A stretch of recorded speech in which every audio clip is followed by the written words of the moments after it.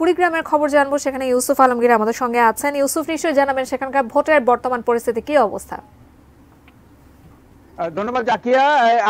যে কথা বলছিলাম যে এখনো পর্যন্ত শান্তি শৃঙ্খলা ভাবে এবং সুষ্ঠুভাবে কিন্তু কুড়িগ্রামের 3টি উপজেলায় ভোট গ্রহণ অনুষ্ঠিত হচ্ছে এবং এই 3টি উপজেলায় ভোটারের সংখ্যা কিন্তু প্রচুর। বিশেষ করে যদি বলতে হয় প্রায় 8 লক্ষ ভোটার কিন্তু তাদের ভোটাধিকার প্রয়োগ করছে এবং আইন শৃঙ্খলা বাহিনীরা তৎপর রয়েছেন, বিশেষ করে র্যাবের ফোর্স বাহিনী এখানে আছেন।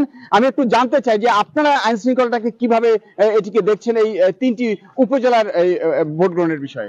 আমরা 3টি উপজেলায় 3টি টহলমূলক বিভক্ত হয়ে গ্রুপে গ্রুপে আমরা সবাই সুন্দর এবং সুষ্ঠুভাবে রাস্তাঘাট এবং যাতে জনগণ সুষ্ঠু এবং সুন্দরভাবে ভোট প্রদান করতে পারে সেদিকে আমরা খেয়াল রাখছি এবং যেন কোনো সমস্যা না হয়, সব সার্বিক দিক দিয়ে বিবেচনা করে আমরা যাতে সুন্দর এবং সুষ্ঠুভাবে জনগণ তাদের ভোট দিতে পারে এই প্রত্যাশা করে আমরা সঠিকভাবে আমাদের দায়িত্ব পালন করছি।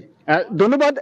জানিয়ে রাখতে চাই যে এই ভোটের জন্য মানে তারা যারা নিচ্ছেন, বিশেষ করে রিটার্নিং কর্মকর্তা, আমাকে তার সঙ্গে বারবার কথা হচ্ছিল, তারা বলছেন যে একটি শান্তিপূর্ণ সুন্দর ভোট তারা উপহার দিতে চান এবং এই ভোটের মাধ্যমে জনগণ যেন তাদের প্রত্যাশিত ফলাফল পেতে পারেন এবং সেটি শান্তিপূর্ণভাবে পেতে পারে সেটি তারা বলছেন। এবং তবে জানিয়ে রাখতে চাই আমার দুপুর 1টা পর্যন্ত বিভিন্ন জায়গায় বিভিন্ন কেন্দ্রে কিন্তু ভোটারের উপস্থিতি এবং সংখ্যার থেকে প্রায় 31% ভোট কাস্ট হয়েছে বলে আমরা জানতে পেরেছি এবং আশা করা যাচ্ছে প্রায় 50-র কাছাকাছি হয়তো ভোট কাস্ট হবে।